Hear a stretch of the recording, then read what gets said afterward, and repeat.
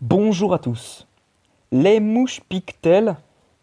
Une vieille croyance urbaine laisse à penser que les mouches se mettent à piquer à l'arrivée de l'orage ou de la pluie.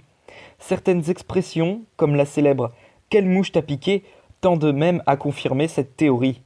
Pourtant, il vous semblait que les mouches n'avaient pas de dard et ne pouvaient donc pas piquer. Alors, qu'en est-il vraiment? Eh bien, c'est ce que nous verrons dans cette vidéo. Certaines mouches piquent, mais pas toutes. La mouche domestique, que l'on rencontre le plus souvent dans les grandes villes, ne pique pas. En revanche, sa cousine, la mouche charbonneuse, de son nom scientifique Stomoxys calcitrans, aussi appelée mouche des étables, peut piquer. Sa ressemblance avec la mouche domestique est frappante, pour la simple et bonne raison que les deux insectes appartiennent à la même famille. Alors que la mouche domestique se nourrit essentiellement de matières organiques sur lesquelles elle se dépose, la mouche charbonneuse, elle, est hématophage. Elle préfère le sang des mammifères, et notamment celui du bétail. Elle possède une trompe noire appelée rostre qu'elle maintient toujours vers l'avant et qui lui permet de piquer ses proies afin d'aspirer leur sang. Contrairement à d'autres insectes hématophages, les deux sexes se nourrissent de sang, c'est-à-dire le mâle comme la femelle.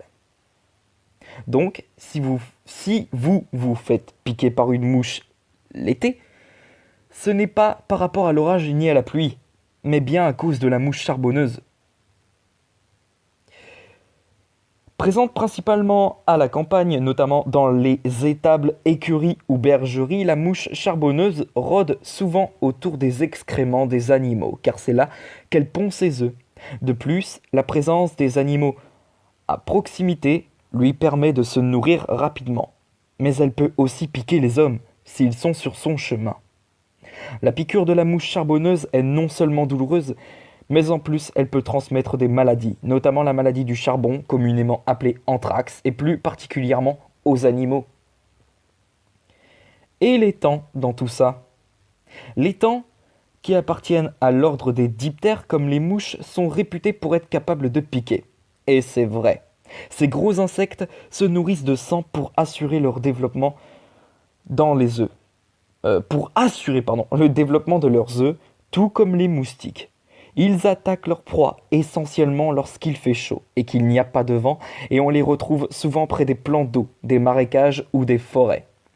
Leur piqûre peut s'avérer très douloureuse, d'autant plus qu'ils peuvent piquer par-dessus les vêtements. En cas de piqûre de mouche charbonneuse ou de tans, placez rapidement un glaçon sur l'endroit de la piqûre afin d'éviter un éventuel gonflement.